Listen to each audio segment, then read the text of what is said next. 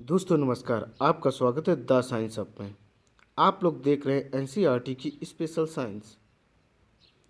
आज है 8th class में साइंस का 7th चैप्टर, जिसका टॉपिक है पौधे एवं जंतुओं का संरक्षण। अर्थात अपने आसपास जितने पेड़ पौधे हैं और जानवर हैं उनको कैसे सुरक्षा प्रदान की जाए। अब दोस्तों बात आती है कि इनकी सुरक्षा की ज़रूरत क्या है। दोस्तों, जैव प्रक्रम के लिए इनकी ज़रूरत है, इकोसिस्टम के लिए ज़रूरत है और जीवन यापन के लिए, खाद्य श्रृंखला के लिए अर्थात फूड चेन के लिए इनकी ज़रूरत है। अर्थात पेड़ पौधे होना भी ज़रूरी है, जानवर होना भी ज़रूरी है। इस पृथ्वी पर एक संतुलन बना रहता है सभी से। पौधे हमें विभिन्न प्रकार के खाद्य पदार्थ उपलब्ध कराते हैं, जानवर भी विभिन्न प्रकार के खाद्य पदार्थ उपलब्ध कराते हैं। हम आपको बता दें, हम लोग अपना जो भोजन प्राप्त करते हैं डायरेक्ट इनडायरेक्ट वे से पेड़ पौधों और जानवरों से ही प्राप्त करते हैं। अगर किसी जानवर से प्राप्त करते हैं तो वह जानवर किसी न किसी रूप में पेड़ पौधों को ही खाता है। दोस्तों, मैं इसको चैप्टर को करवाते हुए क्वेश्चन आंसर भी कंप्लीट करवाऊंगा। आइए दोस्तों शुरू करते हैं हम लोग अपना चैप्टर पौधे एवं जंतुओं का संरक्षण। हमने देखा था कि कक्षा 7th में बूझो एवं पहली ने प्रोफेसर अहमद एवं टीबू के साथ वन भ्रमण किया था। वह अपने सहपाठियों के साथ अपने अनुभव बांटने के लिए बहुत उत्सुक थे। कक्षा के दूसरे सहपाठी भी अपने अपने अनुभव बांटने के लिए अत्यंत उत्सुक थे, क्योंकि उनमें से कुछ भरतपुर अभ्यारण्य भ्रमण करने गए थे। भरतपुर राजस्थान में एक टाउन है। कुछ ने काजीरंगा राष्ट्रीय उद्यान, लोकचाऊ वन्य जंतु अभ्यारण्य तथा ग्रेट निकोबार बायोस्फीयर रिजर्व, वृहद निकोबार जैवमंडल जिसे कहते हैं संरक्षित क्षेत्र, बाघ संरक्षित क्षेत्र इत्यादि के बारे में भी सुना था। देखिए दोस्तों, इस बॉक्स में क्या दिया गया है। राष्ट्रीय उद्यानों, वन्य जंतु अभ्यारण्यों एवं जैवमंडल संरक्षित क्षेत्रों को बनाने का क्या उद्देश्य है। इसमें विभिन्न प्रकार की प्रजाति और जाति के जानवरों को सुरक्षित रखने के लिए ये अभ्यारण्य बनाए जाते हैं, ताकि ये वहाँ पर रह सकें और अपनी जाति और प्रजाति को बरकरार रख सकें और उन्हें सुरक्षा भी प्रदान की जाती है। अब देखिए दोस्तों, वनों उन्मूलन एवं इसके कारण। हमारी पृथ्वी पर नाना प्रकार के पौधे एवं जंतु पाए जाते हैं। ये मानव जाति के अस्तित्व एवं भली प्रकार से रहने के लिए आवश्यक होते हैं। आज इन जीवों के अस्तित्व के लिए वनों उन्मूलन एक बहुत बड़ा खतरा बन गया है। हम जानते हैं कि वनों उन्मूलन का अर्थ है वनों को समाप्त करने पर प्राप्त भूमि का अन्य कार्यों में उपयोग करना। दोस्तों, वनों उन्मूलन का मतलब होता है पेड़ पौधों की कटिंग करना। आपने एक चीज़ महसूस की होगी, देखी होगी कि 15 साल पहले जहाँ खेत या पेड़ पौधे हुआ करते थे, टाउन के आसपास, गांव के आसपास, शहरों के आसपास, आज उन पेड़ों को काट कर लोग वहाँ घर बनाकर रह रहे हैं। तो दोस्तों स्वाभाविक है, जब पेड़ों की कटिंग होगी तो कुछ ना कुछ जलवायु में परिवर्तन होगा, क्योंकि जो पेड़ पौधे होते हैं वह ऑक्सीजन उपलब्ध कराते हैं, जिसका उपयोग हम ब्रीथिंग के लिए करते हैं, अर्थात श्वसन के लिए करते हैं। वन में वृक्षों की कटाई निम्न उद्देश्यों से की जाती है। मतलब पर्पस क्या होता है, इनका उद्देश्य क्या होता है। कृषि के लिए भूमि प्राप्त करना, अर्थात खेती के लिए पेड़ों की कटिंग करते हैं, ताकि वहाँ पर विभिन्न प्रकार की फसलें उगाकर हम लोग जानवर और ह्यूमन बीइंग अर्थात जितने जंतु जीव हैं उनका पेट भर सकें। घरों एवं कारखानों का निर्माण करने के लिए। दोस्तों, जैसे जैसे जनसंख्या बढ़ रही है तो घर बनाने की ज़रूरत पड़ रही है, और जनसंख्या के बढ़ने के साथ साथ हमें रोजगार की व्यवस्था करनी है। रोजगार के लिए हमें विभिन्न प्रकार के कारखाने लगाने होते हैं, उनके लिए भी पेड़ों की कटिंग की जाती है। फर्नीचर बनाने अथवा लकड़ी का ईंधन के रूप में उपयोग। सीधा सिद्धांत है, जब जनसंख्या बढ़ेगी तो अधिक से अधिक फर्नीचर की ज़रूरत होगी, ईंधन के लिए लकड़ी का भी उपयोग किया जाता है। दोस्तों, अब देखिए, दावानल एवं भीषण सूखा भी वन उन्मूलन के कुछ प्राकृतिक कारक हैं। दावानल क्या होता है। दावानल दोस्तों जंगल में लगने वाली आग होती है। ये जो आग होती है मैक्सिमम किस कारण लगती है, यह लगती है मनुष्य की कुछ ना कुछ एक्टिविटी क्रियाकलाप के कारण। बहुत कम चांसेस होते हैं जो अपने आप ही जंगल में आग लगे, नहीं तो किसी न किसी मनुष्य के कारण। बहुत सारे कैंप जाते हैं जो जंगल में रहते हैं, कुछ ना कुछ ऐसे पदार्थ छोड़ देते हैं जिससे वहाँ आग लगने की संभावना हो जाती है। आइए दोस्तों, अब देखेंगे हम लोग क्रियाकलाप 7.1। अपनी सूची में वनों उन्मूलन के अन्य कारणों को लिखिए तथा इन्हें प्राकृतिक एवं मानव निर्मित में वर्गीकृत कीजिए। अब देखेंगे दोस्तों हम लोग वनों उन्मूलन के परिणाम। अब दोस्तों क्या टॉपिक है? वनों उन्मूलन के परिणाम, अर्थात जो हम पेड़ों की कटिंग करते हैं, पेड़ पौधे वन काट रहे हैं, उसके रिजल्ट क्या निकलेंगे, उसके परिणाम क्या निकलेंगे, आइए देखते हैं दोस्तों। पहली एवं बूझों ने वनों उन्मूलन के परिणाम याद करने का प्रयास किया।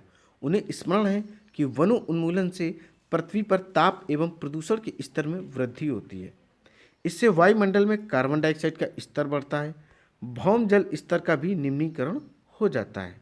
उन्हें पता है कि वनों उन्मूलन से प्राकृतिक संतुलन भी प्रभावित होता है। प्रोफेसर अहमद ने उन्हें बताया था कि यदि वृक्षों को इसी प्रकार अनवरत कटाई चलती रही तो वर्षा एवं भूमि की उर्वरता में कमी आ जाएगी। दोस्तों स्वाभाविक है, जब पेड़ों की कटिंग होगी तो वहाँ पानी सुरक्षित नहीं रहेगा, वह ज़मीन के नीचे नहीं जा पाएगा। तो क्लियर है कि जो वाटर लेवल है, जिसको भौम जल स्तर कहते हैं, वह ऑटोमेटिक कम हो जाएगा। मृदा अपरदन भी होगा, जहाँ वन नहीं रहेंगे वहाँ मृदा अपरदन होगा। और दोस्तों वन भी नहीं होंगे तो विभिन्न प्रकार की जातियाँ भी नहीं होंगी। जब जातियाँ नहीं होंगी तो क्या हो जाएगा? विभिन्न प्रकार के जीव जंतु नहीं पाए जाएंगे, खाद्य श्रृंखला भी नष्ट हो जाएगी, जिसको इंग्लिश में फूड चेन कहते हैं।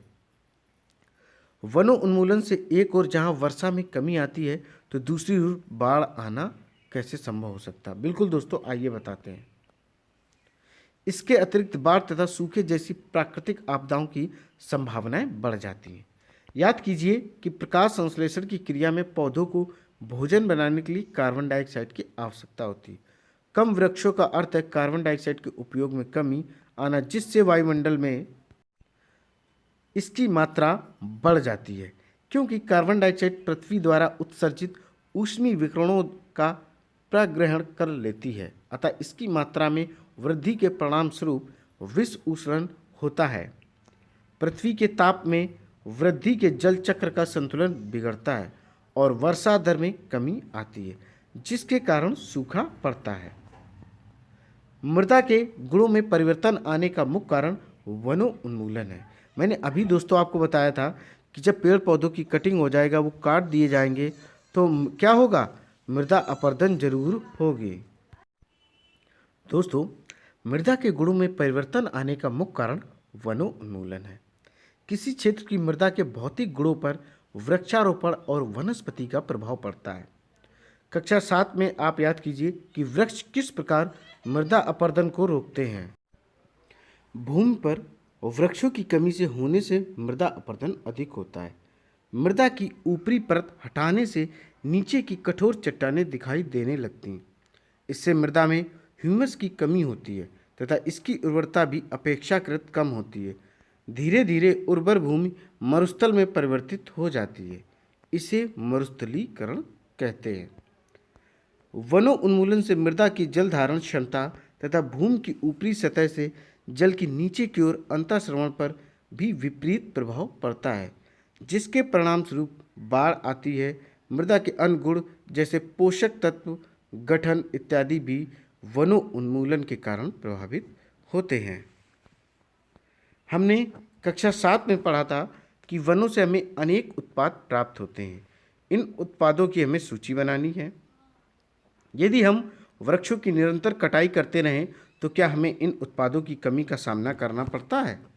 इसके लिए हम लोग देखेंगे दोस्तों, पहले आप देख लें क्रियाकलाप 7.2। वनों उन्मूलन से वन प्राणी जीवन भी प्रभावित होता है, अर्थात जो उस जंगल में उस वन में रहने वाले प्राणी हैं उनका भी जीवन प्रभावित होता है। दोस्तों स्वाभाविक होगा, अगर वहाँ के पेड़ पौधे कटिंग कर देंगे, काट देंगे, पेड़ हटा देंगे, तो वो जीव कहाँ रहेंगे? वो कहीं ना कहीं दूसरी जगह अपना आश्रय ढूंढेंगे या किसी न किसी तरीके से मर भी सकते हैं। इन कारणों की भी हमें सूची बनानी है। अब देखेंगे दोस्तों हम लोग वन एवं वन प्राणियों का संरक्षण। अर्थात जो पेड़ पौधे हैं वन में, ठीक है, उनकी, और जो उस वन में विभिन्न प्रकार के प्राणी रहते हैं, जीव जंतु रहते हैं, उनकी सुरक्षा की बात करते हैं। वनों उन्मूलन के प्रभाव जानने के पश्चात पहली एवं बूझो चिंतित थे, वे प्रोफेसर अहमद के पास गए तथा उन्होंने पूछा कि वन एवं वन प्राणियों को किस प्रकार बचाया जा सकता है। तो प्रोफेसर अहमद ने पहली बूझो एवं उनके सहपाठियों के लिए जैव मंडल संरक्षित क्षेत्र के भ्रमण का आयोजन किया। इसके लिए उन्होंने पंचमढ़ी जैव मंडलीय संरक्षित नामक क्षेत्र को चुना। वे जानते हैं कि इस क्षेत्र के पौधे एवं जंतु ऊपरी हिमालय की श्रृंखलाओं एवं निचले पश्चिमी घाट के समान हैं। प्रोफेसर अहमद का विश्वास है कि इस क्षेत्र की जैव विविधता अनूठी है। उन्होंने वन कर्मचारी श्री माधव जी से जैव मंडलीय संरक्षित क्षेत्र में बच्चों का मार्ग निर्देशन करने का अनुरोध किया। उन्होंने बताया कि जैविक महत्व के क्षेत्रों का संरक्षण हमारी राष्ट्रीय परंपरा का एक भाग है। जैव मंडल पृथ्वी का वह भाग है जिसमें सजीव पाए जाते हैं अथवा जो जीवन यापन के योग्य हैं। जैव विविधता का अर्थ है, जैव विविधता का दोस्तों अर्थ यह होता है कि जहाँ पर विभिन्न प्रकार की पेड़ पौधों और जानवरों की प्रजातियाँ एवं जातियाँ पाई जाती हैं। जैव विविधता को इंग्लिश में बायोडाइवर्सिटी कहते हैं। जैव विविधता का अर्थ है पृथ्वी पर पाए जाने वाले विभिन्न जीवों की प्रजातियां, उनके पारस्परिक संबंध एवं पर्यावरण से उनका संबंध। माधव जी ने बच्चों को समझाया कि हमारे व्यक्तिगत प्रयासों एवं समाज के प्रयासों के अतिरिक्त सरकारी एजेंसियां भी वनों एवं वन जंतुओं की सुरक्षा हेतु कार्यरत हैं। सरकार उनकी सुरक्षा और संरक्षण हेतु नियम, विधियां और नीतियां बनाती है। वन जंतु अभयारण्य, राष्ट्रीय उद्यान, जैव मंडल संरक्षित क्षेत्र इत्यादि पौधों और जंतुओं के लिए संरक्षित एवं सुरक्षित क्षेत्र है। वनस्पति जात और प्राणी जात और उनके आवासों के संरक्षण हेतु संरक्षित क्षेत्र चिन्हित किए गए हैं, जिन्हें वन्यजीव अभयारण्य, राष्ट्रीय उद्यान और जैव मंडल आरक्षित क्षेत्र कहते हैं। वृक्षारोपण, कृषि, चारागाह, वृक्षों की कटाई, शिकार, खाल प्राप्त करने हेतु शिकार, जिसको पोचिंग कहते हैं, इन क्षेत्रों में निषिद्ध है। अर्थात ये सारे के सारे काम आप यहाँ पर नहीं कर सकते, टोटली बैन होते हैं। वन्य जीव अभयारण्य वह क्षेत्र जहाँ जंतु एवं उनके आवास किसी भी प्रकार के विक्षोभ से सुरक्षित रहते हैं। राष्ट्रीय उद्यान क्या होता है? वन्य जंतुओं के लिए आरक्षित क्षेत्र जहाँ वह स्वतंत्र रूप से आवास एवं प्राकृतिक संसाधनों का उपयोग कर सकते हैं। जैव मंडल आरक्षित क्षेत्र क्या होता है? वन्य जीवन, पौधों और जंतु संसाधनों और उस क्षेत्र के आदिवासियों के पारंपरिक ढंग से जीवन यापन हेतु विशाल संरक्षित क्षेत्र होता है। आइए दोस्तों अब देखते हैं क्रियाकलाप 7.3। अपने जिले, प्रदेश एवं देश के राष्ट्रीय उद्यानों, वन जंतु अभयारण्यों एवं जैव मंडल आरक्षित क्षेत्रों की संख्या हमें पता करनी है और उसके लिए सारणी दी गई, उसको भी आपको फिलअप करना है 7.1 टेबल को। आइए दोस्तों अब देखते हैं जैव मंडल आरक्षण क्या है। प्रोफेसर अहमद एवं माधव जी के साथ बच्चों ने जैव मंडल आरक्षित क्षेत्र में प्रवेश किया। माधव जी ने समझाया कि जैव विविधता के संरक्षण के उद्देश्य से जैव मंडल आरक्षित क्षेत्र बनाए गए हैं। जैसा कि आप जानते हैं, जैव विविधता का अर्थ है किसी क्षेत्र विशेष में पाए जाने वाले सभी पौधों, जंतुओं और सूक्ष्म जीवों की विभिन्न प्रजातियां। किसी क्षेत्र का जैव मंडल आरक्षित क्षेत्र उस क्षेत्र की जैव विविधता एवं संस्कृति को बनाए रखने में सहायक होता है। किसी जैव मंडल आरक्षित क्षेत्र के अंतर्गत अन्य संरक्षित क्षेत्र भी हो सकते हैं। पंचमढ़ी जैव मंडल आरक्षित क्षेत्र में सतपुड़ा नामक एक राष्ट्रीय उद्यान तथा बोरी एवं पंचमढ़ी जैसा कि चित्र में दिखाएं नामक 2 वन जंतु अभयारण्य हैं। अभी आपको हम चित्र दिखाएंगे 7.1। ठीक है दोस्तों, ये रहा 7.1 चित्र आप लोग देख पा रहे होंगे। पंचमढ़ी जैव मंडल आरक्षित क्षेत्र को आप लोग देख पा रहे होंगे। पंचमढ़ी अभ्यारण्य आपको दिख रहा होगा, कहाँ पर दिया गया है, ऊपर साइड है। सतपुड़ा राष्ट्रीय उद्यान भी आप देख पा रहे होंगे, बोरी अभ्यारण्य भी देख पा रहे होंगे, संरक्षित क्षेत्र भी आप लोग देख पा रहे होंगे। ये दोस्तों चित्र है 7.1। अब देखेंगे हम लोग क्रियाकलाप 7.4। आपके आपके अपने क्षेत्र में जैव विविधता को विक्षोभित करने वाले कारकों की सूची बनाइए। इनमें से कुछ क्रियाकलाप अनजाने में ही जैव विविधता में विक्षोभ उत्पन्न कर सकते हैं। मनुष्य की इन गतिविधियों की सूची बनाइए, इन्हें कैसे रोका जा सकता है, अपनी कक्षा में इसकी चर्चा भी करनी है और इस पर एक छोटा सा नोट्स भी तैयार करना है। देखिए दोस्तों, अब देखेंगे पेड़ पौधे एवं जंतु। दोस्तों, अगर पेड़ पौधे ना हो तो जानवर नहीं होंगे।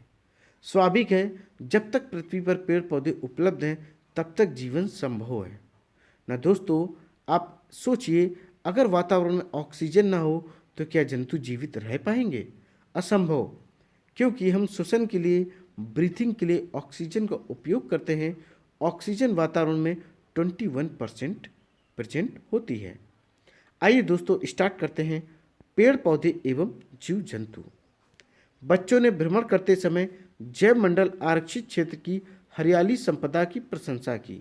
वे लंबे लंबे सागौन, जिसको टीक भी कहते हैं, के वृक्षों एवं वन प्राणियों को देखकर प्रसन्न हो गए। अर्थात उन्होंने लंबे लंबे वृक्ष देखे और उस जंगल में, वनों में रहने वाले विभिन्न प्रकार के जीव जंतुओं को भी देखा, अर्थात प्राणियों को भी उन्होंने देखा और काफ़ी खुश हुए। पहली ने अचानक एक खरगोश देखा और उसे पकड़ने का प्रयास किया। वह उसके पीछे दौड़ने लगी। प्रोफेसर अहमद ने उसे रोका। उन्होंने समझाया कि जंतु अपने आवास में प्रसन्न रहते हैं, हमें उनको परेशान नहीं करना चाहिए। माधव जी ने समझाया कि कुछ जंतु एवं पौधे एक क्षेत्र विशेष में पाए जाते हैं। किसी विशेष क्षेत्र में पाए जाने वाले पेड़ पौधे उस क्षेत्र के वनस्पति जात एवं जीव जंतु प्राणी जात कहलाते हैं। अगर पेड़ पौधे हैं एक विशेष जगह पर, एक विशेष स्थान पर, तो उनको वनस्पति जात कहेंगे, और अगर जंतु हैं, जीव हैं, तो उसे हम प्राणी जगत कहेंगे या प्राणी जात भी कहते हैं। साल, सागौन, आम, जामुन, सिल्वर, फर्न, अर्जुन इत्यादि वनस्पति जात हैं। क्या है? यह वनस्पति जात होते हैं। फिर आपने चिंकारा, नीलगाय, बार्किंग हिरण, चीतल, तेंदुआ, जंगली कुत्ता, भेड़िया आदि आपने, ये पंचवड़ी जैव मंडल आरक्षित क्षेत्र के कुछ प्राणी जगत हैं। क्या है? ये प्राणी जात है। वहाँ पर ये जीव जंतु पाए जाते। ऊपर जो मैंने दिखाए वो विभिन्न प्रकार के पेड़ पौधे पाए जाते हैं। आइए दोस्तों आपको चित्र दिखाते हैं। चित्र 7.2 में आप देख पा रहे हैं जंगली कुत्ता ए नंबर में। बहुत दोस्तों यह खतरनाक होता है, जंगली कुत्ता तुरंत अटैक करता है। बी में आप लोग चीतल देख पा रहे हैं। क्या देख पा रहे हैं? चीतल एक प्रकार का क्या होता है? भेड़ होता है। क्या होता है? हिरन होता है, सॉरी। और सी नंबर में आप लोग देख पा रहे हो भेड़िया, ये भी खतरनाक होता है, अटैक करता है। और डी नंबर तेंदुआ। तेंदुआ से तो आप सभी लोग परिचित होंगे, ये कितना प्यारा और अच्छा जानवर होता है कि तुरंत मार देता है इंसान को। क्यों? अब देखेंगे ई नंबर, ई में फर्न है और एफ में जामुन आप देख पा रहे हो। जामुन तो हम सभी लोगों ने खाई हैं, तो आप लोग समझते हैं, ठीक है। अब देखेंगे दोस्तों हम लोग क्रियाकलाप 7.5। अपने स्थानीय क्षेत्र के वनस्पति जात और प्राणी जात की पहचान कर उनकी सूची बनाइए। अब देखेंगे विशेष क्षेत्रीय प्रजाति, अर्थात ऐसी बहुत सारी प्रजातियां होती, उनको एक स्पेशल स्थान पर, स्पेशल प्लेस पर रखा जाता है। बच्चे शीघ्र ही शांतिपूर्वक गहरे वन में प्रविष्ट हो गए, अर्थात अंदर चले गए। बच्चे एक विशालकाय गिलहरी को देखकर अचंभित रह गए। इस गिलहरी की लंबी फरदार पूंछ है, वे इसके विषय में जानने के लिए बहुत उत्सुक हैं। माधव जी ने बताया इसे विशाल गिलहरी कहते हैं और यह यहाँ की विशेष क्षेत्रीय स्पीसीज है। अर्थात क्या हो गई? विशेष क्षेत्रीय प्राणी जात है। पौधे एवं जंतुओं की वह स्पीसीज जो किसी विशेष क्षेत्र में विशिष्ट रूप से पाई जाती है उसे विशेष क्षेत्रीय स्पीसीज कहते हैं। ये किसी अन्य क्षेत्र में प्राकृतिक रूप से नहीं पाई जाती है। किसी विशेष प्रकार का पौधा या जंतु किसी विशेष क्षेत्र, राज्य अथवा देश की विशेष क्षेत्रीय हो सकते हैं। माधव जी ने पंचमढ़ी जयमंडल आरक्षित क्षेत्र में स्थित साल और जंगली आम। दोस्तों अभी आपको हम चित्र दिखाएंगे 7.3A। तो इसमें क्या है, जंगली आम के पेड़ को भी दिखाया गया है। दिखाकर क्या दिया गया है, विशेष क्षेत्रीय वनस्पति जगत का उदाहरण इसमें दिया गया है। दोस्तों विषम भारतीय विशाल गिलहरी, अभी चित्र आपको 7.3B दिखाएंगे, तथा उड़ने वाली गिलहरी इस क्षेत्र के विशेष क्षेत्रीय प्राणी है। प्रोफेसर अहमद ने बताया कि इनके आवास के नष्ट होने, बढ़ती हुई जनसंख्या एवं नई स्पीसीज के प्रवेश से विशेष क्षेत्रीय स्पीसीज के प्राकृतिक आवास पर प्रभाव पड़ सकता है तथा इनके अस्तित्व को भी खतरा हो सकता है। आइए दोस्तों आप देखिए सबसे पहले चित्र, ये देखिए 7.3A में जंगली आम। ये दोस्तों जंगली आम का एक पेड़ आप लोग देख पा रहे होंगे।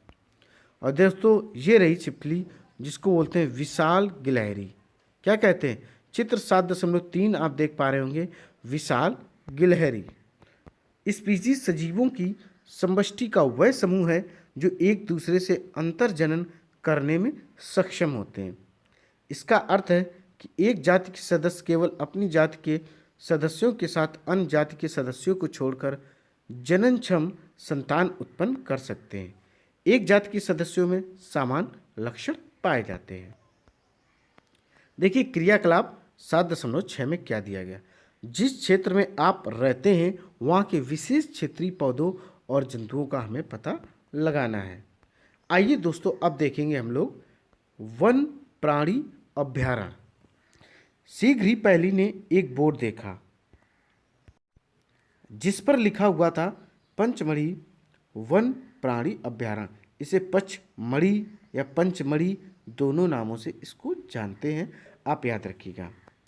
प्रोफेसर अहमद ने बताया कि आरक्षित वनों की तरह ही कुछ ऐसे क्षेत्र हैं जहां वन प्राणी जंतु सुरक्षित एवं संरक्षित रहते हैं।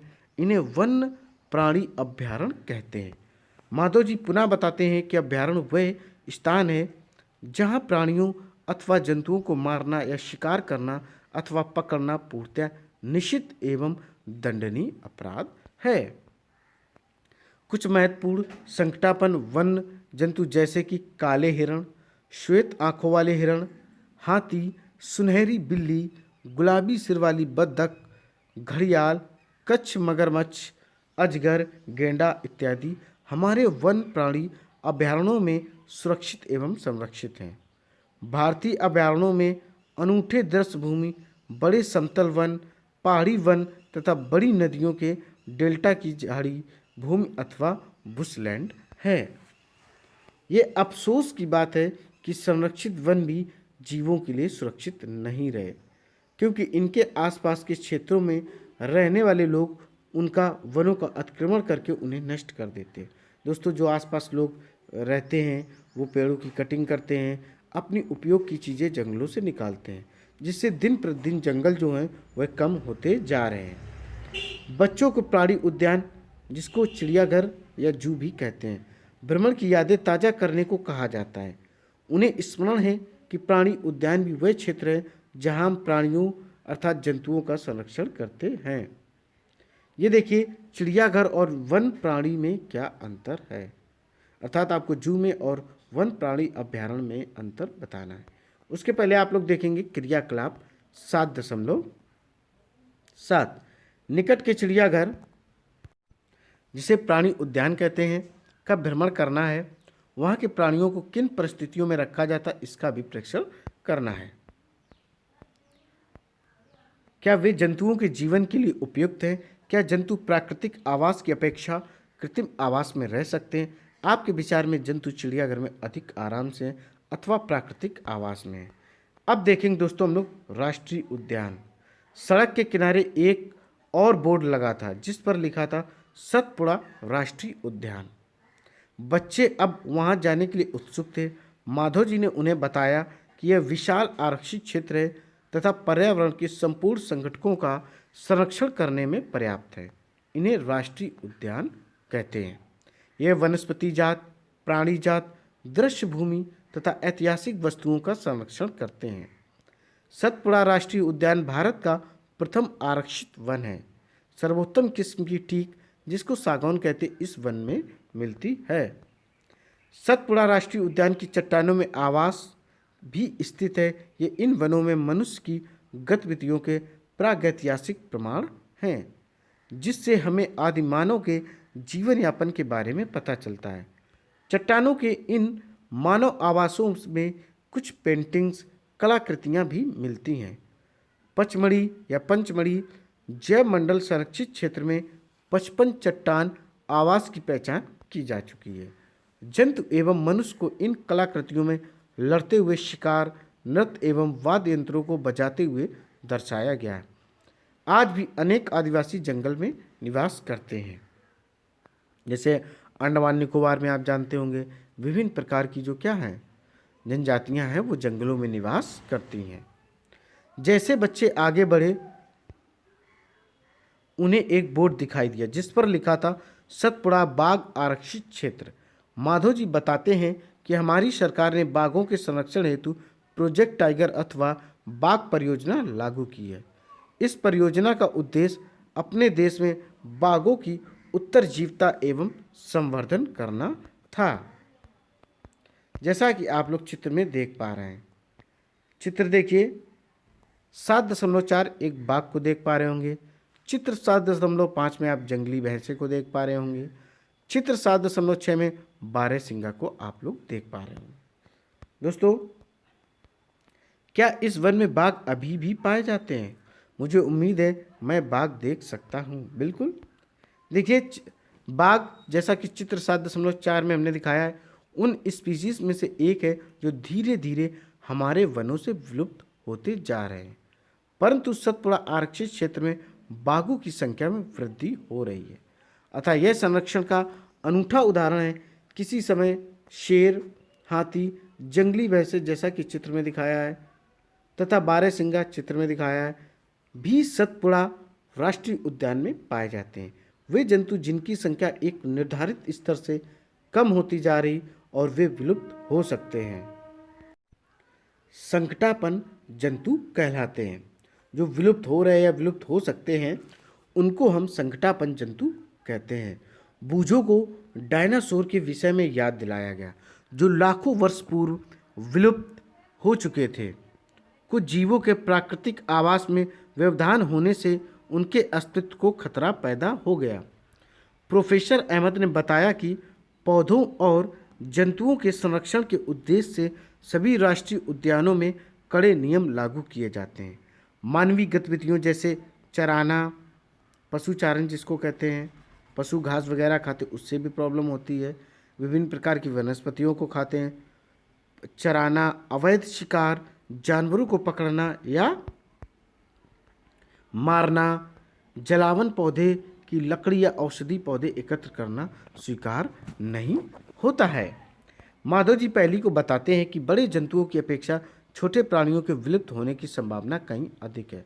अक्सर हम सांप, मेंढक, छिपकली, चमगादड़ तथा उल्लू इत्यादि को निर्दयता से मार डालते हैं और पारतंत्र में उनके महत्व के विषय में सोचते भी नहीं हैं। उनको मारकर हम स्वयं को हानि पहुंचा रहे हैं। यद्यपि वे आकार में छोटे हैं परंतु पारतंत्र में उनके योगदान को अनदेखा नहीं किया जा सकता। वे आहार जाल एवं आहार श्रृंखला के क्या होते हैं, फूड चेन और फूड वेब के भाग होते हैं, जिसके बारे में मैंने आपको क्लास 7th में पढ़ाया है। दोस्तों, किसी क्षेत्र के सभी पौधे, प्राणी एवं सूक्ष्म जीव अजैव घटकों जैसे जलवायु, भूमि, नदी, डेल्टा इत्यादि संयुक्त रूप से किसी पारतंत्र का निर्माण करते हैं। मुझे आश्चर्य होगा यदि संकटापन स्पीशीज का कोई रिकॉर्ड भी हो। देखिए दोस्तों, रेड डाटा बुक, इसको रेड डाटा पुस्तक भी कहते हैं। ये बहुत इंपॉर्टेंट होती, बहुत अधिक क्वेश्चन में दोस्तों पूछी जाती है। प्रोफेसर अहमद बच्चों को रेड डाटा पुस्तक के विषय में समझाते हैं। वह उनको बताते हैं कि रेड डाटा पुस्तक वह पुस्तक है जिसमें सभी संकटापन स्पीशीज का रिकॉर्ड रखा जाता है। पौधों, जंतुओं और अन्य स्पीशीज के लिए अलग अलग रेड डाटा पुस्तकें हैं। रेड डाटा पुस्तक के विषय में अधिक जानकारी पर आप कंप्यूटर पर इस वेबसाइट पर जाकर जानकारी प्राप्त कर सकते हैं। अब देखते हैं दोस्तों प्रवास। माधव जी के निर्देशन में भ्रमण पार्टी गहरे वन में प्रवेश करती। वह तवा संरक्षित क्षेत्र में कुछ समय आराम करते हैं। पहली ने नदी के समीप कुछ पक्षी देखे। माधव जी बताते हैं कि ये प्रवासी पक्षी हैं। ये पक्षी संसार के अन्य भागों से उड़कर यहाँ आते हैं। जलवायु में परिवर्तन के कारण प्रवासी पक्षी प्रत्येक वर्ष सुदूर क्षेत्रों से एक निश्चित समय पर उड़कर आते हैं। वह यहाँ अंडे देने के लिए आते हैं, क्योंकि उनके मूल आवास में बहुत अधिक शीत के कारण वह उस स्थान उस समय जीवन यापन हेतु अनुकूल नहीं होता है। ऐसे पक्षी जो उड़कर सुदूर क्षेत्रों तक लंबी यात्रा करते हैं प्रवासी पक्षी कहलाते हैं। इसके बारे में दोस्तों मैंने आपको 7th में पढ़ाया। क्या होगा जब हमारे पास लकड़ी ही नहीं बचेगी? क्या लकड़ी का कोई विकल्प उपलब्ध है? मैं जानती हूँ कि कागज एक महत्वपूर्ण उत्पाद है जो हमें वनों से प्राप्त होता है। मुझे आश्चर्य है कि यदि कागज का कोई और विकल्प उपलब्ध हो। बट दोस्तों अब आप लोग देख रहे होंगे जो अपनी कंट्री है इंडिया, वह डे बाय डे डिजिटल होती जा रही है। कैसी हो रही है? डिजिटल, अर्थात जितने भी वर्क हैं, ऑफिशियल वर्क हैं, वो स्पेशली कंप्यूटर बेस्ड होते जा रहे हैं। आइए दोस्तों पढ़ते हैं कागज का पुनः चक्रण। प्रोफेसर अहमद बच्चों का ध्यान वनो उन्मूलन के एक और कारण की ओर आकर्षित करते हैं। वह उन्हें बताते हैं कि 1 टन कागज प्राप्त करने के लिए पूर्ण रूपेण विकसित 17 वृक्षों को काटा जाता है। अर्थात अगर आपको 100 किलो कागज चाहिए तो आप क्या करोगे? आप 17 पेड़ों को काट लोगे जो खूब बड़े हों, कायदे से डेवलप हों। अतः हमें कागज की बचत करनी चाहिए। प्रोफेसर अहमद यह भी बताते हैं कि उपयोग के लिए कागज का 5 से 7 बार तक पुनः चक्रण किया जा सकता है। यदि कोई छात्र दिन में मात्र 1 कागज की बचत करता है तो हम 1 वर्ष में अनेक वृक्ष बचा सकते हैं। हमें कागज की बचत करनी चाहिए, इसका पुनः उपयोग एवं पुनः चक्रण करना चाहिए। इसके द्वारा हम न केवल वृक्षों को बचाएंगे वरन कागज उत्पादन के उपयोग में आने वाले जल एवं ऊर्जा की बचत भी कर सकते हैं। इसी के साथ साथ कागज उत्पादन के उपयोग में आने वाले हानिकारक रसायनों में भी कमी आएगी। क्या वनों उन्मूलन का कोई स्थायी हल है? अब देखेंगे दोस्तों पुनर्रोपण। क्या पढ़ना है हमें? पुनर्वन रोपण पढ़ना है। प्रोफेसर अहमद का सुझाव है कि वनों उन्मूलन का उत्तर पुनर्वन रोपण है। पुनर्वन रोपण में काटे गए वृक्षों की कमी पूरी करने के उद्देश्य से नए वृक्षों का रोपण करना है। रोपण वाले वृक्ष सामान्यतः उसी स्पीसीज के होते हैं जो उस वन में पाए जाते हैं। हमें कम से कम उतने वृक्ष तो लगाने ही चाहिए जितने हम काटते हैं। प्राकृतिक रूप से भी वन का पुनर्रोपण हो सकता है। यदि वनों उन्मूलित क्षेत्र को अबाधित छोड़ दिया जाए तो यह स्वतः पुनर्स्थापित हो जाता है।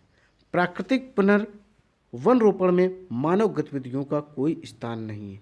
हमें अपने वनों को अब तक बहुत अधिक नष्ट कर चुके हैं। अर्थात दोस्तों हम लोग अब तक डे बाय डे पेड़ों की कटिंग करते जा रहे हैं, क्योंकि हम लोग आंख बंद करके कंस्ट्रक्शन का वर्क करते जा रहे हैं, घर बनाते जा रहे हैं, फैक्ट्रियां बनाते जा रहे हैं।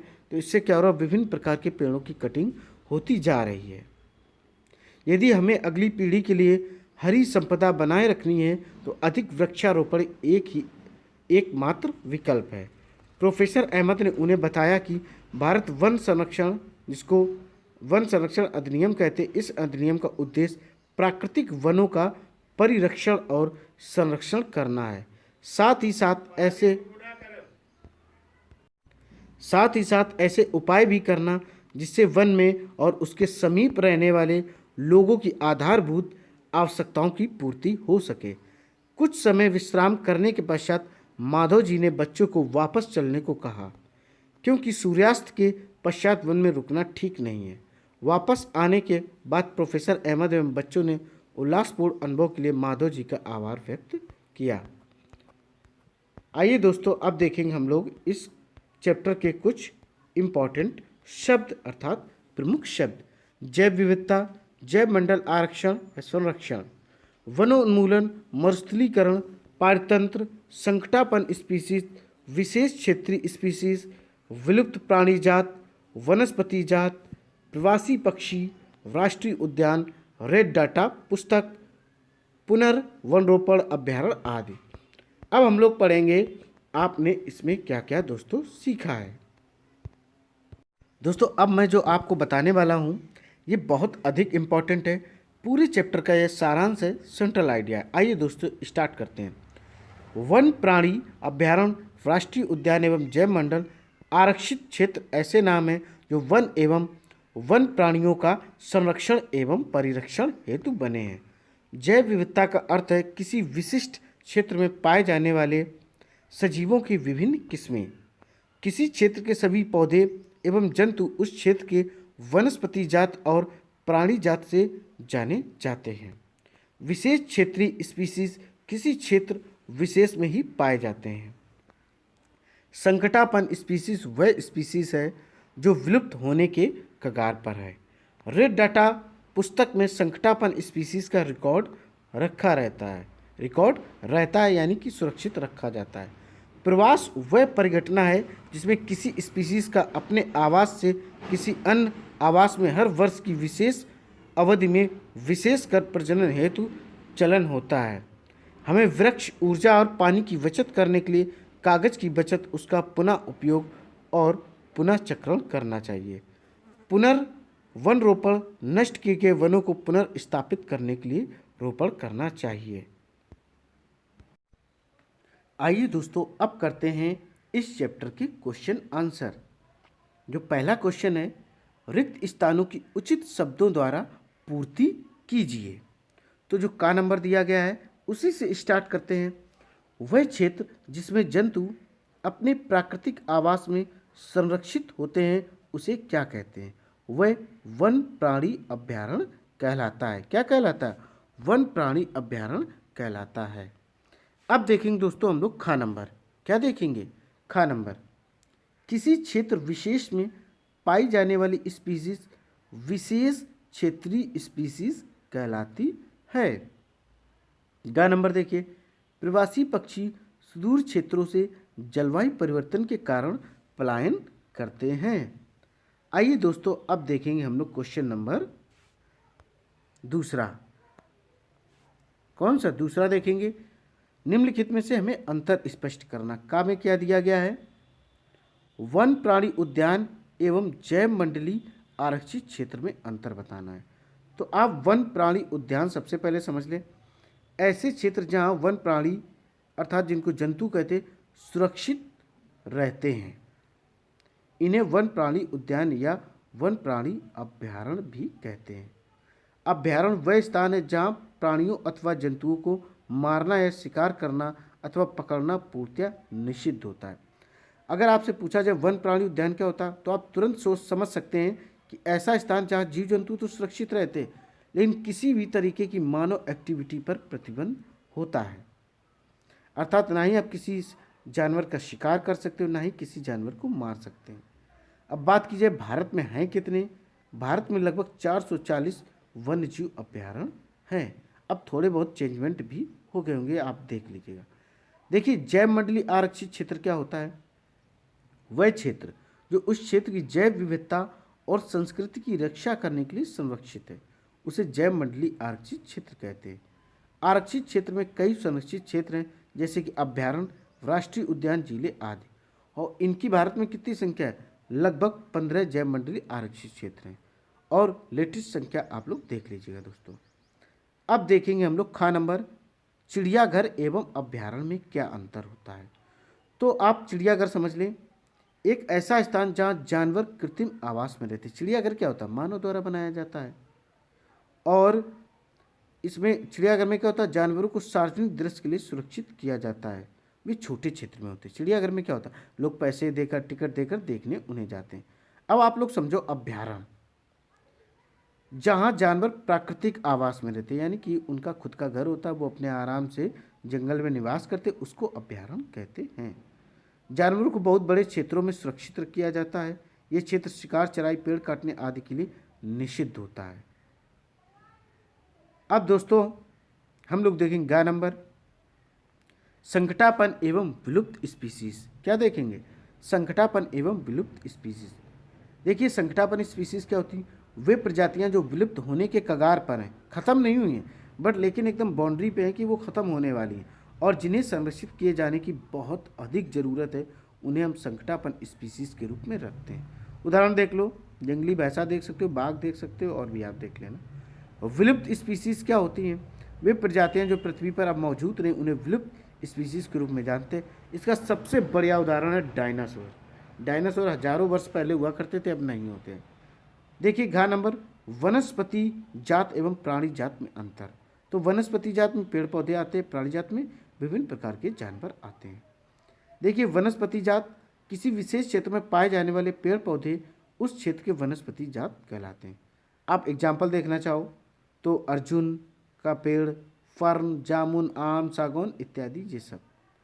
अब प्राणी जगत की बात करें तो प्राणी जगत में क्या होता है? ऐसा क्षेत्र जहाँ जीव जंतु उस क्षेत्र को निवास करते हो, उसमें रहते हो या वहाँ पर वो पाए जाते हैं। उदाहरण देखना चाहो, कुत्ता, भेड़िया, ठीक है, जंगली कुत्ता भी इसी में है, भौंकने वाला जो आपके हिरण वगैरह भी है, चीतल भी है, नीला बैल, नीलगाय, चिंकारा आदि ये सब प्राणी जात में आते हैं। अब दोस्तों हम लोग देखेंगे क्वेश्चन नंबर 3, वनो उन्मूलन का निम्न पर क्या प्रभाव पड़ता है, चर्चा कीजिए। तो सबसे पहला का नंबर है वन प्राणी पर। अगर पेड़ पौधे काटे जाएंगे तो वन प्राणी पर क्या प्रभाव पड़ेगा?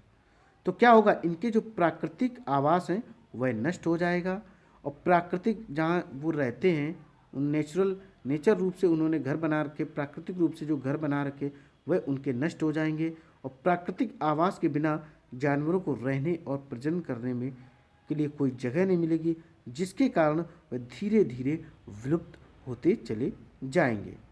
खा नंबर देखिए, पर्यावरण। तो पर्यावरण पर क्या प्रभाव पड़ेगा?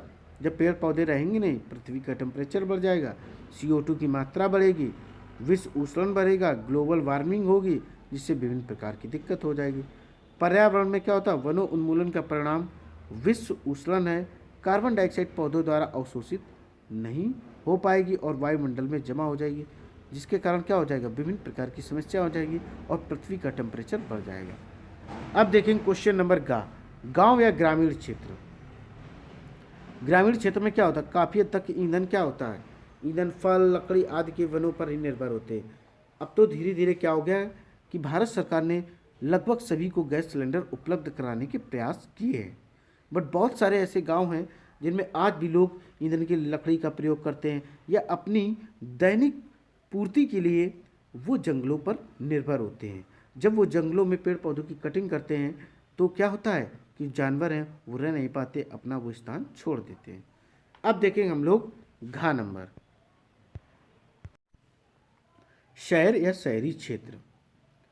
शहर वनों उन्मूलन से सीधे प्रभावित नहीं होते, लेकिन जलवायु में परिवर्तन से बाढ़ और सूखे जैसी आपदाओं का खतरा बढ़ जाता है, जो शहरों को भी प्रभावित करती है या विश्व उष्णन की ओर भी ले जाती है। अब देखेंगे ग नंबर, पृथ्वी। वनों उन्मूलन से उपजाऊ भूमि रेगिस्तान में परिवर्तित हो रही, अर्थात मरुस्थली होती जा रही। जब दिन प्रतिदिन पेड़ काटते जाओगे तो क्या होगी? वह उसमें मृदा अपरदन होगा, जो भूमि की जो आपकी ऊपरी सतह होती, भूमि की ऊपरी सतह होती, वह धीरे धीरे हट जाएगी और जब यह रेगिस्तान में परिवर्तित हो जाएगी तो बाढ़ और सूखे जैसी प्राकृतिक आपदाएं भी वनों उन्मूलन का परिणाम है। वनों उन्मूलन के कारण पृथ्वी की जलवायु भी परिवर्तन हो जाता है। अब देखेंगे 4 नंबर, अगली पीढ़ी। वनों उन्मूलन ने हमारी जलवायु को बहुत ज़्यादा प्रभावित किया है। वनों की अधिक कटाई के कारण विभिन्न प्रकार की जो प्रजातियां हैं वे धीरे धीरे खत्म हो गई और ख़त्म होने के कगार पर भी हैं। कुछ प्रजातियां पहले से गायब हैं, अर्थात विलुप्त हो चुकी हैं। अगली पीढ़ी कई सुंदर और आकर्षक प्राणी जात और वनस्पति जात को देख नहीं पाएगी, क्योंकि वो क्या होगा? अभी नष्ट हो जाएंगी, वो खत्म हो जाएंगी। उन्हें विश्व उष्णन के प्रभाव को शिकार होना पड़ेगा और उनके पास कोई ईंधन और कागज भी नहीं होगा। आइए दोस्तों अब हम देखेंगे क्वेश्चन नंबर 4, क्या होगा यदि का नंबर है हम वृक्षों की कटाई करते रहें। दोस्तों, जब वृक्षों की कटाई करते रहोगे तो क्या होगा? बाढ़ आएगी, सूखा आएगा, खाने के लिए अनाज नहीं मिलेगा, जो ग्लोबल वार्मिंग है, पृथ्वी का जो तापमान है वह बढ़ता जाएगा, विभिन्न प्रकार की दिक्कतें होती चली जाएंगी। हम वृक्षों की कटाई करते रहें, अगर हम पेड़ों को काटते जाएं तो बारिश और मिट्टी की उर्वरता कम हो जाएगी और प्राकृतिक जलवायु में बहुत अधिक बदलाव आएगा। इससे मिट्टी की जो जल धारण क्षमता है वो भी कम हो जाएगी, जिसके कारण क्या होगा? बाढ़ आने की जो संभावना वह बढ़ जाएगी। और इसी से सब चीज़ों से, पेड़ों की कटिंग से जो पशुपालन का जीवन है वह भी पूर्णतः प्रभावित होता है। नंबर देखो, किसी जंतु का आवास बाधित हो।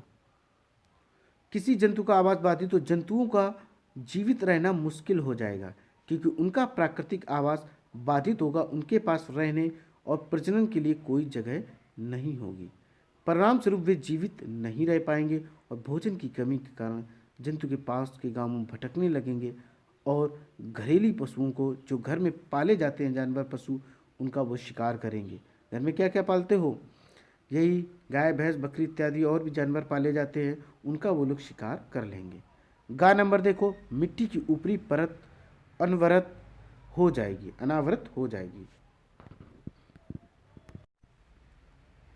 जो ऊपरी परत है वो क्या हो जाएगी? यदि मिट्टी की ऊपरी परत अनावृत हो जाएगी अर्थात हट जाएगी तो वह जल से धुल जाएगी। ऊपरी परत के हटने से उपजाऊ भूमि धीरे धीरे रेगिस्तान या मरुस्थल में परिवर्तित होने लगी। इसके अलावा जल के साथ बहकर मिट्टी नदी के तल में जमा हो जाएगी, जिसके परिणाम स्वरूप जो नदियों की गहराई है वह कम होती जाएगी और बाढ़ की संभावना दोस्तों बढ़ जाएगी। अब देखें क्वेश्चन नंबर 5, संक्षेप में उत्तर दीजिए। का नंबर क्या दिया गया? हमें जैव विविधता का संरक्षण क्यों करना चाहिए? देखो दोस्तों, यह बहुत अधिक महत्वपूर्ण है। सभी जीवों और पर्यावरण के लिए बहुत इंपॉर्टेंट है कि हम जैव विविधता का संरक्षण करें। हमें इसे विलुप्त होने से बचाने के लिए जैव विविधता का संरक्षण करना चाहिए। पर्यावरण और जीवों की प्रजातियों को बरकरार रखने के लिए हमें जैव विविधता का ध्यान रखना चाहिए। अब देखें नंबर, संरक्षित वन भी वन जंतुओं के लिए पूर्ण रूप से सुरक्षित नहीं है। क्यों? देखिए, ये क्यों नहीं सुरक्षित होते? क्योंकि जो शिकारी होते इन क्षेत्रों में पहुंचकर जो वन जंतु होते उनका शिकार कर लेते हैं और अवैध अतिक्रमण के और शिकार के खिलाफ सख्त नियम बनाने की दोस्तों जरूरत है। नंबर देखो, कुछ आदिवासी वन जंगल पर निर्भर करते कैसे? तो क्या होते, वो कैसे निर्भर होते हैं? अपने भोजन के लिए, ईंधन के लिए, लकड़ी के लिए, आवास आश्रय के लिए ये जंगलों पर निर्भर होते हैं, या यूं कहें अपने पूरी जीवन यापन के लिए इसी पर निर्भर होते हैं। हम लोग देखें नंबर, वनों उन्मूलक के कारक और उनके प्रभाव क्या हैं? बिल्कुल दोस्तों, देखेंगे तो इसके कारण क्या है? बढ़ता शहरीकरण और औद्योगिकरण। आप देख रहे हैं बहुत से ऐसे क्षेत्र जो खाली हुआ करते थे, आज वहाँ इंडस्ट्री लगा दी गई, विभिन्न प्रकार की फैक्ट्रियाँ स्थापित कर दी गई और अधिक भूमि और संसाधनों की आवश्यकता के कारण वनों का कटाव बढ़ा है। वनों उन्मूलन के कारण मरुस्थली और प्राकृतिक आपदाएं आई हैं। इसने पौधों और जंतुओं की कई प्रजातियों को भी असुरक्षित बना दिया है। अब देखेंगे हम लोग नंबर, रेड डाटा पुस्तक क्या है? तो ये क्या होती है? इसमें लुप्त प्राय जंतुओं और पौधों का रिकॉर्ड होता है। क्या होता है? जो लुप्त प्राय जंतुओं की जातियां हैं और पौधों का इसमें रिकॉर्ड सुरक्षित रखा जाता है। लुप्त प्राय जानवरों और लुप्त प्राय पौधों के लिए अलग अलग रिकॉर्ड बुक बनाए जाते हैं, अर्थात जंतुओं के लिए अलग और प्लांट्स की जो विभिन्न प्रकार की प्रजातियां गायब हो चुकी, लुप्त हो चुकी, उनके लिए अलग। अब देखो 4 नंबर, प्रवास से आप क्या समझते हैं? प्रजनन और विशिष्ट उद्देश्यों के लिए पक्षियों और जानवरों की कुछ प्रजातियां अपने निवास स्थान से किसी अन्य निवास स्थान में स्थानांतरित होती हैं। जलवायु परिवर्तन के कारण पक्षी हर बार एक विशेष समय के दौरान दूर के क्षेत्रों में चले जाते हैं और कुछ समय बाद अपने मूल निवास पर लौट आते हैं। कुछ प्रजातियों के इस अवधि को प्रवास के रूप में जाना जाता है। जैसा कि आपने सुना होगा, पढ़ा होगा कि जो रूस है वहाँ से भरतपुर जो राजस्थान में पड़ता है वहाँ पे विभिन्न प्रकार के पक्षी आते हैं, स्पेशली सारस आते हैं। आइए दोस्तों, अब देखेंगे क्वेश्चन नंबर 6। फैक्ट्रियां एवं आवास की मांग की आपूर्ति हेतु वनों की अनवरत कटाई हो रही है। क्या इन परियोजनाओं के लिए वृक्षों की कटाई न्याय संगत है? इस पर चर्चा करनी है और एक संक्षिप्त रिपोर्ट तैयार करनी है। बिल्कुल दोस्तों, तैयार करेंगे। ध्यान से सुनिए। फैक्ट्रियों में आश्रय के लिए बढ़ती मांग पेड़ों को लगातार काटा जा रहा है। अगर हमें अगली पीढ़ियों के लिए अपनी हरी संपत्ति रखनी है सुरक्षित, तो अधिक से अधिक हम लोगों को पेड़ लगाना होगा। ज़्यादा ना करें, अपने बर्थडे पर एक पेड़ जरूर लगाएं। पेड़ों की कटाई को तभी उचित ठहराया जा सकता है जब वन उन्मूलन किया जाए, अर्थात विभिन्न प्रकार के नए पेड़ पौधे लगाए जाएं। वन उन्मूलन नए पेड़ों को लगाकर नष्ट हुए जंगलों की पुनर्स्थापना है। लगाए गए पेड़ उसी प्रजाति के होने चाहिए आमतौर पर जंगलों में जो पाए जाते हैं। हमें जितने पेड़ काटने चाहिए उतने पौधे लगाने भी चाहिए। भूमि प्राकृतिक रूप से बचे रहने पर भी प्राकृतिक रूप से वनों उन्मूलन हो सकता है। वन खुद को समय के साथ स्थापित कर लेते हैं। हमने अपने वनों की इस हद तक नुकसान पहुंचाया, इतनी प्रॉब्लम क्रिएट की है कि हमारी आने वाली पीढ़ियों के लिए हरित संपदा बनाए रखना जो है दोस्तों बड़ा मुश्किल हो जाएगा। इसीलिए अधिक पेड़ लगाने चाहिए और हमारे प्राकृतिक संपदा को पुनः सुरक्षित करना चाहिए, पुनः स्थापित करना चाहिए, पुनः वन रोपण भी करना चाहिए। अब देखें क्वेश्चन नंबर 7। अपने स्थानीय क्षेत्र में हरियाली बनाए रखने में आप किस प्रकार से योगदान दे सकते हैं? अपने द्वारा दी जाने वाली क्रियाओं की सूची बनाइए। बिल्कुल दोस्तों, अपने स्थानीय क्षेत्र में हरियाली बनाए रखने की जिम्मेदारी हमारे स्थानीय निवासी की होती है। हमें अपने स्थानीय क्षेत्रों में अधिक से अधिक पेड़ लगाने चाहिए। कम से कम बर्थडे पर जरूर एक पेड़ लगाना या पौधा लगाना चाहिए। स्थानीय निवासियों को इलाके में हरियाली के संरक्षण के लिए मिलकर काम करना चाहिए। साथ स्थानीय निवासियों के वनोन्मूलन और विश्व उष्णन के, जिसको हम ग्लोबल वार्मिंग कहते हैं, के रिजल्ट के बारे में जरूर जानकारी देनी चाहिए। उनको बताना चाहिए कि अगर आप पेड़ काटो तो क्या प्रॉब्लम होगा। और सभी बच्चों को भी बताना चाहिए कि बेटा अधिक से अधिक पेड़ पौधे लगाएं और उनकी देख रेख करें। आइए दोस्तों, अब देखेंगे क्वेश्चन नंबर हम लोग 8। वनों उन्मूलन से वर्षा दर किस प्रकार कम हुई है समझाइए। पौधों को भोजन बनाने के लिए किसकी जरूरत पड़ती? कार्बन डाइऑक्साइड की जरूरत पड़ती और वो प्रकाश संश्लेषण की क्रिया करते हैं। तो कार्बन डाइऑक्साइड की इनको जरूरत होती। कम वृक्ष का अर्थ क्या होगा? कार्बन डाइऑक्साइड के उपयोग में कमी, जिससे वायुमंडल में इसकी मात्रा बढ़ जाएगी और कार्बन डाइऑक्साइड द्वारा उत्सर्जित ऊष्मीय विकिरणों का प्रग्रहण कर लेती है। अतः इसकी मात्रा से क्या होगा? परिणाम स्वरूप जो विश्व उष्णन है, जो ग्लोबल वार्मिंग है, वह बढ़ेगा, अर्थात पृथ्वी में के ताप में वृद्धि हो जाएगी। जो जल चक्र का संतुलन है वह दोस्तों पूर्णतः बिगड़ जाएगा और वर्षा दर में दोस्तों कमी हो जाएगी। अब देखें क्वेश्चन नंबर 9। अपने राज्य के राष्ट्रीय उद्यानों के विषय में सूचना एकत्र करिए, भारत के रेखा मानचित्र में उनको बनाइए। तो दोस्तों ये आप अपने क्या करेंगे? अपने अनुसार करेंगे। अब देखेंगे 10 नंबर। हमें कागज की बचत क्यों करना चाहिए? उन कार्यों की सूची बनाइए जिनके द्वारा आप कागज की बचत कर सकते हैं। बिल्कुल दोस्तों, सबसे पहले आप जानें कि हम कागज का अपने दैनिक जीवन में उपयोग करते हैं, एजुकेशन फील्ड में उपयोग करते हैं। कागज की बहुत अधिक मांग है और कागज बनाने के लिए विभिन्न प्रकार के बहुत अधिक पेड़ काटे जाते हैं। जैसा कि मैंने पहले बताया था, 1 टन के लिए लगभग 17 एकदम डेवलप विकसित पेड़ों को काटा जाता है। इसलिए हमें क्या करना चाहिए? दुकानों से पेपर बैग लेने से बचना चाहिए। इसके बजाय हमें जूट बैग प्रयोग करना चाहिए। क्या प्रयोग करना चाहिए? जूट बैगों का प्रयोग करना चाहिए। और हमें पुनर्नवीकरणीय कागज उत्पादों को खरीदने के लिए प्रोत्साहित करना चाहिए, ताकि हमारे विभिन्न प्रकार के जो कागज हैं उनका पुनर्चक्रण हो सके और उनका प्रयोग हो सके। हमें अपनी पुरानी किताबें जो वगैरह होती हैं, कॉपी होती, उनको नहीं फाड़ना चाहिए। कॉपी तो मान लो भर जाती, उनको रिसाइकलिंग करवा सकते, बट जो किताबें हैं वो हमें किसी न किसी गरीब बच्चों को दान कर देनी चाहिए या ज़रूरतमंदों को दे देना चाहिए, ताकि पैसा भी बचे और पेड़ पौधे भी सुरक्षित रहें और अपना वातावरण भी सुरक्षित होना चाहिए। पुनरावृत्ति के लिए उचित प्रणाली के माध्यम से कागज हमें भेजा जाना चाहिए और हमें बेकार जो कागज़ है उनकी पुनरावृत्ति करनी चाहिए। जितने भी कागज़ मिल जाते हैं उनको ऐसी जगह आपने देखा होगा न्यूज़पेपर बेचे जाते हैं, कॉपियाँ बेची जाती, किताबें, तो वो इसलिए बेची जाती ताकि हमें उनकी पुनरावृत्ति कर सकें। और कागज़ हमें इधर उधर भी नहीं दोस्तों फेंकना है। दोस्तों उम्मीद है ये वीडियो आपको पसंद आया होगा। इसी तरीके की वीडियो आपको लगातार मिलते रहेंगे। दोस्तों होली है आज, सभी को दोस्तों होली मुबारक हो। अपनी ज़िंदगी में रंग भरें और जो आपने सपने देखे उनको साकार करें। दोस्तों चंद लाइनें आपके लिए हैं। मंजिलें उन्हें मिलती हैं जिनके सपनों में जान होती है, पंखों से कुछ नहीं होता, हौसलों से उड़ान होती।